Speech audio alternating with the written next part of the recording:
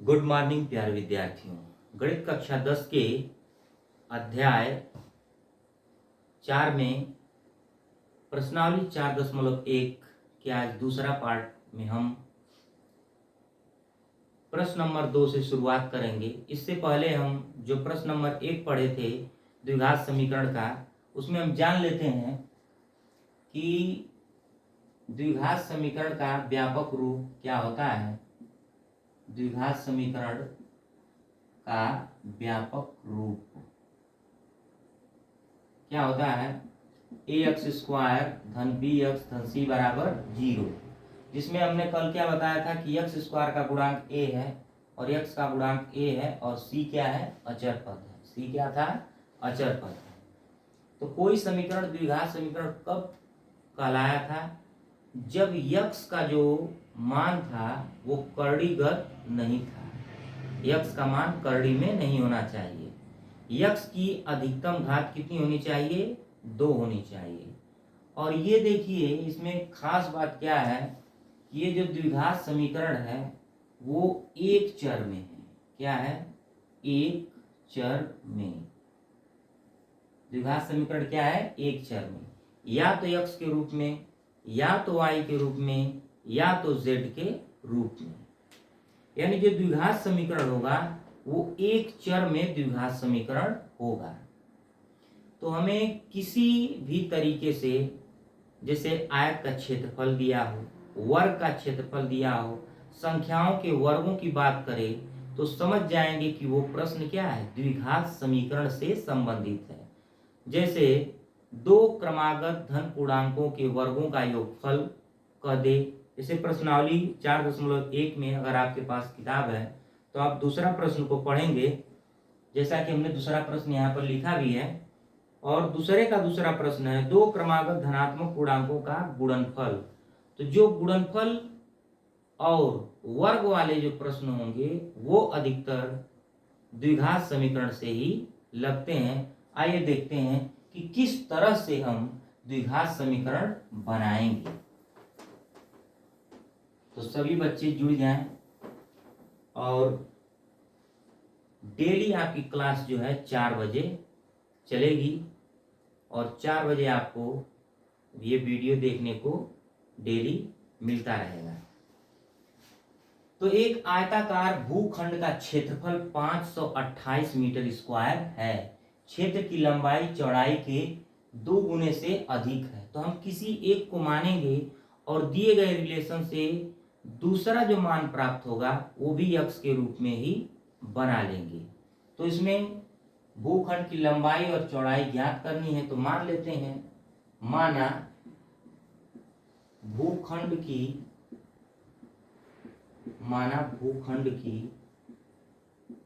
लंबाई x metre है। भूखंड की लंबाई कितना है? x metre. अब देखिए, समीकरण बनाने का ढंग सीखेंगे। लंबाई और चौड़ाई में रिलेशन दिया है।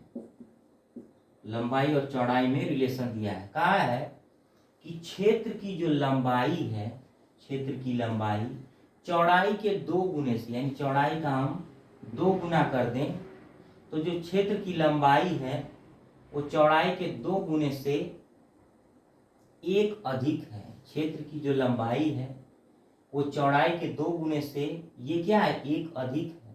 तो बराबर कब होगा? जब इसमें भी हम एक जोड़ देंगे। यानी लंबाई को हम माने हैं क्या? x metre. क्या माने हैं? x metre. अगर यहाँ हम चौड़ाई को मान लें तो प्रश्न हमारा बहुत आसान बन जाएगा। तो हम मान लेते हैं चौड़ाई x मीटर है, तो हमारी लंबाई क्या हो जाएगी? 2x धन 1 मीटर। ये हो गया हमारा लंबाई और चौड़ाई। अब प्रश्न में क्या कहा है कि आयताकार भूखंड का क्षेत्रफल 528 मीटर स्क्वायर है। तो आयताकार भूखंड का क्षेत्रफल प्रश्नानुसार क्या कहा है? आयताकार भूखंड का क्षेत्रफल, आयताकार भूखंड का क्षेत्रफल बराबर लंबाई गुणे चौड़ाई। तो देखिए आयताकार भूखंड का क्षेत्रफल यानी कि क्षेत्रफल दिया है कितना है 528 और लंबाई कितना है ये है 2x-1 और चौड़ाई है x। अब दोनों का आपस में गुणा करेंगे और क्या बन जाएगा द्विघात समीकरण।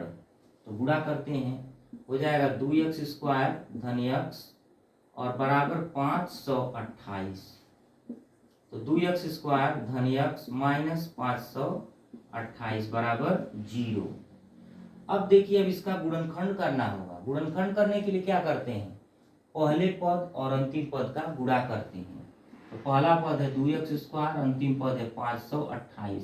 जैसे आप गुणा करेंगे 8 दूना के 16 को 6 हासिल हो गया 1, 2 दूना के 4 1 5 और 5 दूना के 10। 8 दूना के 16 को 6 हासिल है, 2 दूना के 4 1 5 और 5 दूना के 10।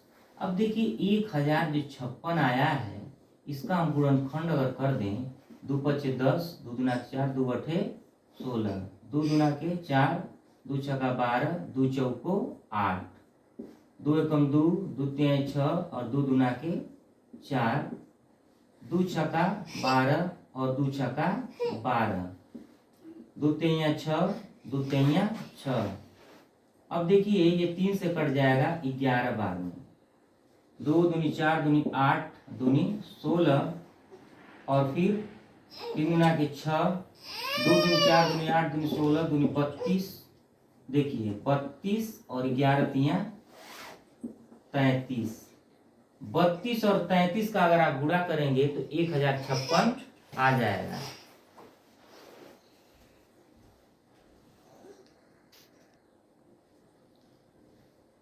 तो देखिए 32 और 33 का जब गुणा करेंगे तो कितना हो जाएगा 1056 और 33 में से 32 जाएगा तो 1 आ भी जाएगा। तो पहली संख्या और अंतिम संख्या का हम गुणा करते हैं। गुणा करने के बाद मध्य पद को 2 भागों में ऐसे तोड़ते हैं कि गुणा करने पर पहले और अंतिम पद के गुणनफल के बराबर आ जाए और जोड़ने और घटाने पर मध्य पद के बराबर आ जाए। तो और पहले पद और अंतिम पद को हम ऐसे का ऐसे लिख लेते हैं, 2x² लिख लेंगे। अब देखिए प्लस 33x माइनस 32x और माइनस 528 बराबर 0। अब देखिए 33 और 32, 3 दूना के 6 3 त्रिके 9, इसे गुणा करेंगे 1056 आ जाएगा। तो क्या करना है इसमें, इसको हम इधर लिखते हैं, ये 32 को हम यहाँ लिख देते हैं और 33 को हम यहाँ लिख देते हैं। अगर मान लीजिए हम 2 कॉमन ले लें तो यहाँ पर क्या बचेगा x² और धन 16, 2x हम कॉमन लेंगे, 2x कॉमन लेंगे तो क्या बच जाएगा x और प्लस 16 माइनस 33 कॉमन लेंगे तो हो जाएगा x और प्लस 16 बराबर 0। 33 से हम 528 में भाग देंगे तो देखिए 33 का गुणा कर लीजिए 16 में, 6 18 को 8, 6 18, 18 को 19 और ये 3 8, 9 3 12 और 3 1 4 1 5, 528 आ जाएगा।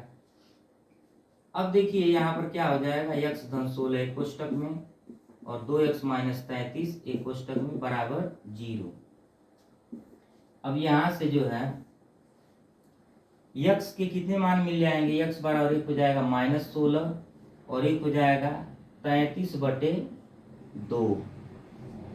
देखिए 1 हो गया x बराबर -16 और 1 हो गया x बराबर 33/2। क्या हमको ज्ञात करना था, भूखंड की लंबाई और चौड़ाई। तो लंबाई को हमने क्या मान रखा है 2x धन 1 और चौड़ाई को x।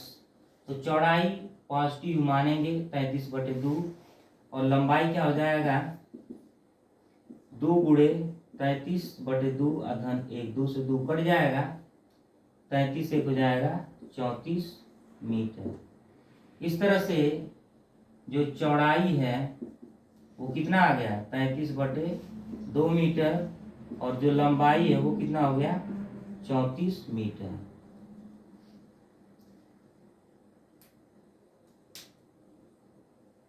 तो इस तरह से प्रश्न नंबर 2 का पहला प्रश्न लग गया। आप इसे एक बार नोट करें, फिर अगले प्रश्न की ओर हम बढ़ते हैं।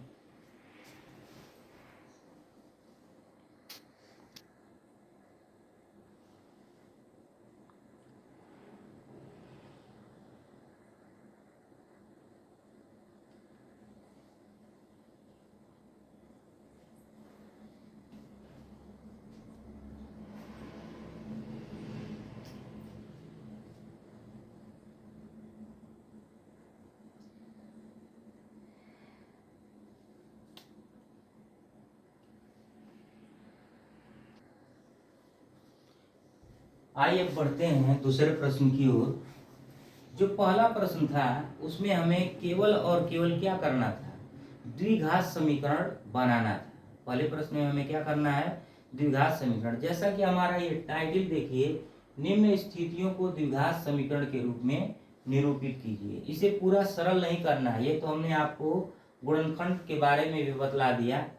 तो हमारा आंसर मात्र इतना ही है, प्रश्न का आंसर बस इतना ही है, द्विघात समीकरण के रूप में ही क्या करना है, निरूपित करना है। तो प्रश्न का आंसर इतना ही है। आपको वीडियो में ये वाली चीज नहीं दिख रहा होगा, तो यहीं तक हमारा आंसर है। अब हम आगे बढ़ते हैं, यहाँ तक हमको दिख रहा है। अब देखिए अगले प्रश्न की ओर बढ़ेंगे। अगला प्रश्न क्या कह रहा है,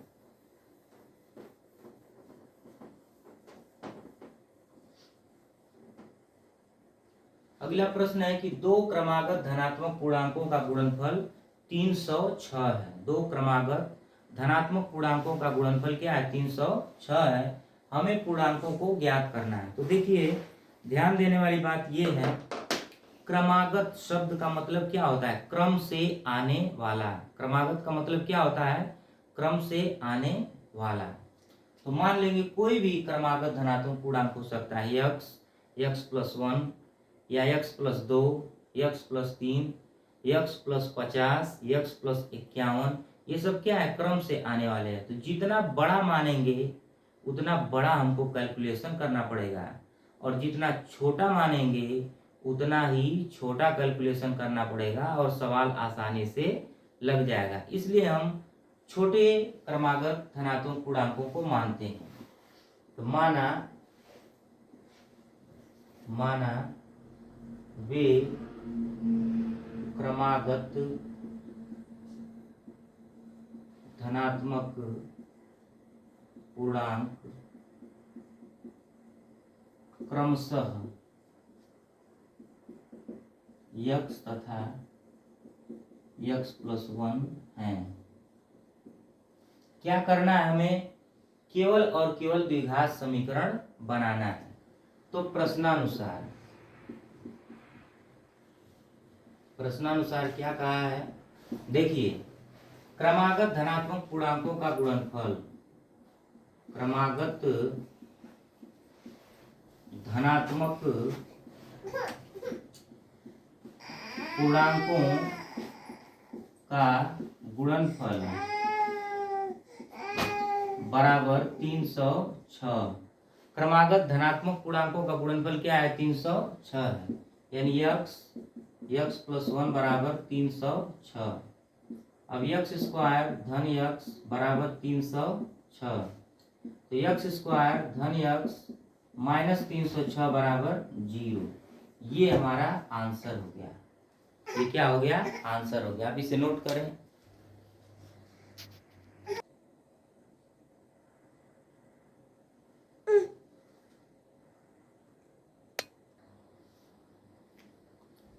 तो आइए देखते हैं प्रश्न नंबर 3। कहा है कि रोहन की मां उससे 26 वर्ष बड़ी है। उनकी आयु का गुणनफल अब से 3 वर्ष पश्चात 360 हो जाएगी। हमें रोहन की वर्तमान आयु ज्ञात करनी है। हमें क्या करना है, रोहन की वर्तमान आयु ज्ञात करनी है। तो मान लेंगे माना रोहन की वर्तमान आयु, माना रोहन की वर्तमान आयु x वर्ष है। रोहन की वर्तमान आयु कितना है? x वर्ष मान लिया गया। अब दो चीज इसमें दिया है, एक रोहन की आयु और दूसरा है रोहन के माँ की आयु। तो माँ है, माँ तो रोहन से क्या होगी? बड़ी ही होगी। तो माँ की आयु क्या हो जाएगी? माँ की आयु, माँ की आयु कितना हो जाएगी?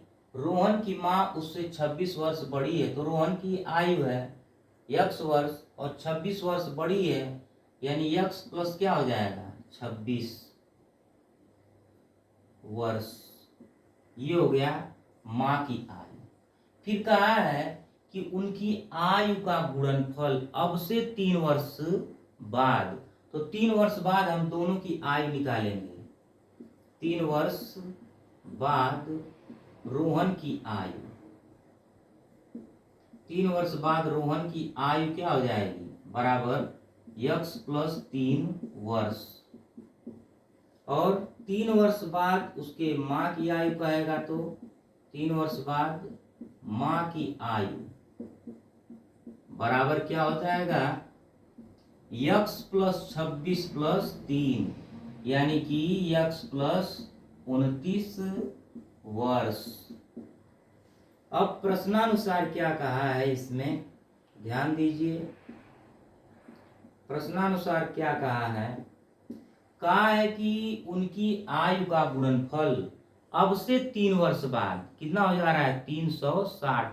तो 3 वर्ष बाद रोहन की आयु हो गया x धन 3, 3 वर्ष बाद उसके माँ की आयु x धन 29। जब हम दोनों का गुणा कर रहे हैं तो वो कितना हो जा रहा है? 360, यानी x धन 3 और x धन 29 बराबर कितना? 360। अब इनको गुणा करेंगे तो द्विघात समीकरण बन जाएगा। इसका हमें गुणनखंड नहीं करना है, हमें केवल और केवल द्विघात समीकरण बनाना सीखना है कि किस तरह से द्विघात समीकरण बनाना है। तो इस तरह से हमें द्विघात समीकरण बनाना होगा। और द्विघात समीकरण कितने चरों में? एक चर में। अब x का x में गुणा कर लीजिए, x स्क्वायर हो जाएगा। फिर प्लस x का 29 में करेंगे तो 29x हो जाएगा। अब 3 का इन दोनों में करेंगे, धन 3x और धन 29 का 3 में करेंगे, 9 3 27 को 7 और हासिल हो गया 2, 27 को 7 हासिल 2 और 3 दूना के 6, 6 और 2 8 बराबर कितना हो गया? 360। अब 360 को इधर लाइए, हो जाएगा निगेटिव। अब देखिए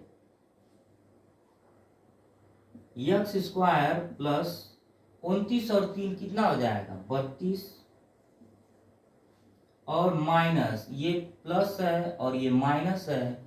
माइनस वाले के आगे देखेंगे कि जो बड़ा वाला है उसके आगे कैसा चिन्ह है? माइनस।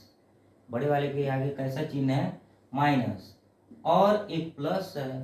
तो जब एक प्लस और एक माइनस रहे तो जोड़ने घटाने की नौबत आए तो हमेशा क्या करते हैं?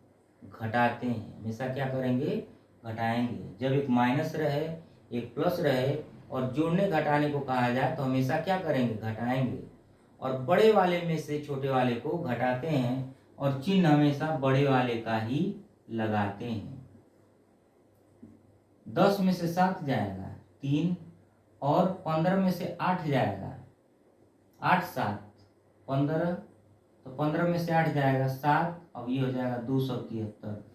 तो x स्क्वायर धन 32x माइनस 273 बराबर 0। ये हो गया आंसर। ये द्विघात समीकरण हो गया। आप लोग इसे मिला लेंगे, कहीं भी गुणा उड़ा में कोई गलती होगी तो उसे गुणा करके चेक कर लेंगे। अब हम बात करते हैं पार्ट 2 के चौथे प्रश्न, प्रश्न नंबर 2 के चौथे प्रश्न और आखिरी प्रश्न की बात करते हैं। आप इसे एक बार नोट करें, फिर हम आगे बतलाते हैं।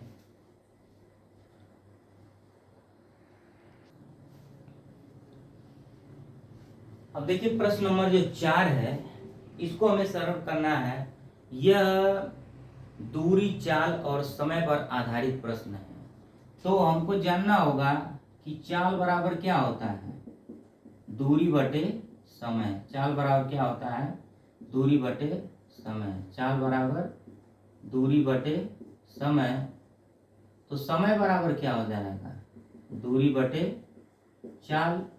समय बराबर क्या हो जाएगा, दूरी बटे चाल। अब इन सूत्रों को हमें ध्यान में रखना होगा, ये सूत्र बहुत ही जरूरी है। अब देखिए प्रश्न में पढ़ें, एक रेलगाड़ी 480 किलोमीटर की दूरी समान चाल से तय करती है, यानी चाल समान है। अब क्या है वही हमें ज्ञात करना है। यदि इसकी चाल 8 किलोमीटर प्रति घंटा कम होती तो वह उसी दूरी को तय करने में 3 घंटे अधिक लेती।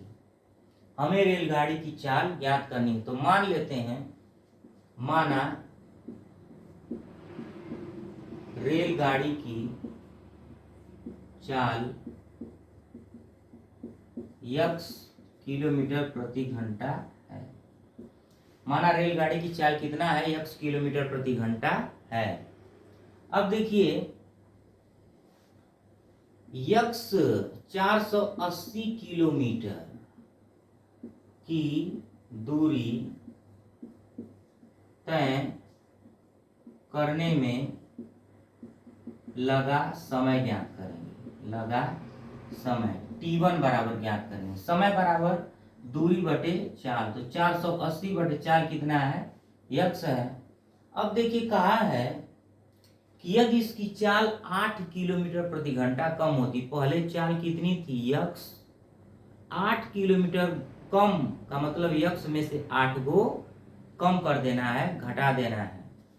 तो क्या बन रहा है, यदि चाल 8 किलोमीटर प्रति घंटा कम है तब चाल क्या होगी, तब चाल बराबर x माइनस 8 किलोमीटर प्रति घंटा।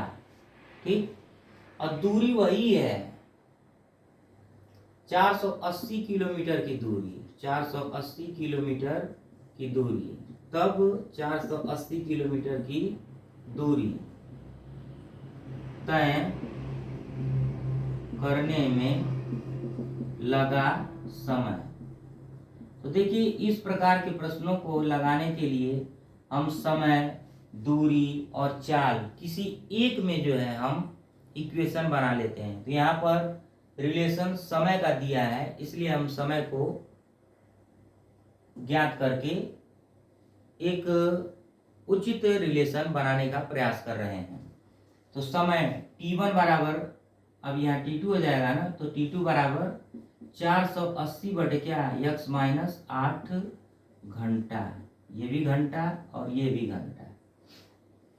अब प्रश्नानुसार क्या कहा है, क्या कहा है प्रश्नानुसार, कि जो पहले समय है और बाद का समय है 3 घंटे अधिक लेती है।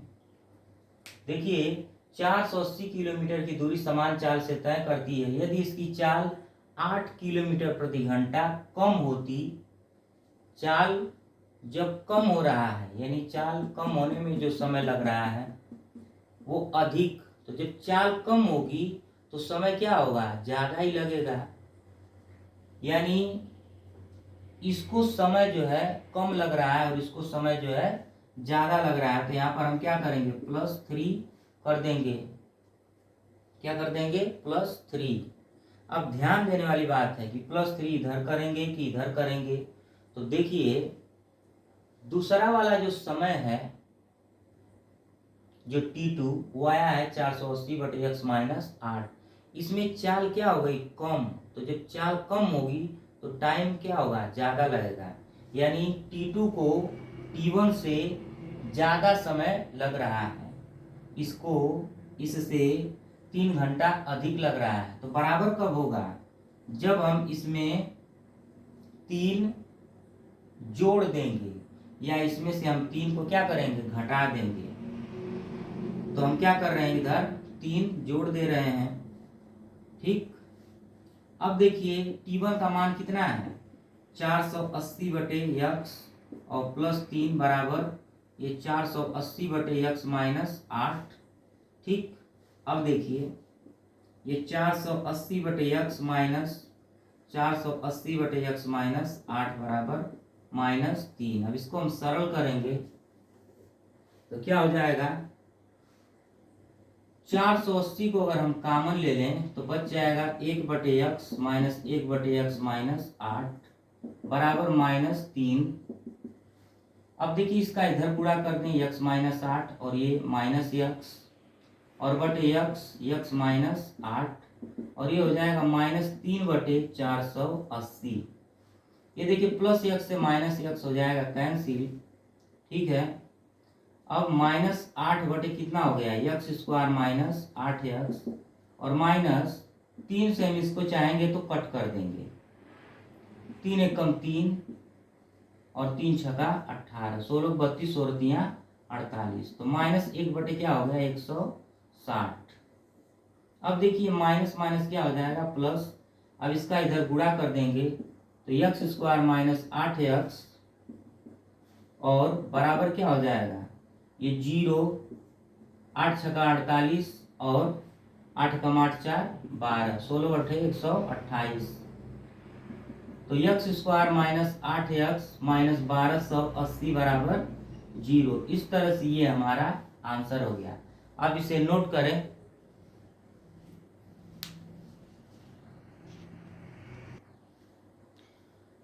तो देखिए आ गया x² -8x -1280। इस तरह से आज का ये हमारा जो पार्ट 2 है प्रश्नावली 4.1 का पूरी तरह से समाप्त हुआ।